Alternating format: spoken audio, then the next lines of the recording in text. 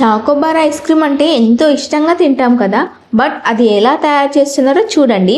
అతని అవతారం, అతను చేసే విధానం, ఆ ప్లాస్టిక్ బకెట్ చూడండి ఎంత ఘోరంగా ఉందో.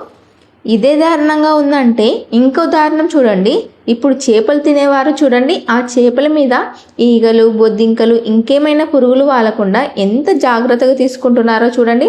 ఈ అన్న ఏకంగా హీట్ డబ్బా మొత్తం ఆ చేపల మీద స్ప్రే చేసిండు. మనం అవి ఇంటికి తీసుకెళ్ళి ఎంతో ఇష్టంగా తింటాం. ఇప్పుడు ఇంతకంటే దారుణం చూడండి.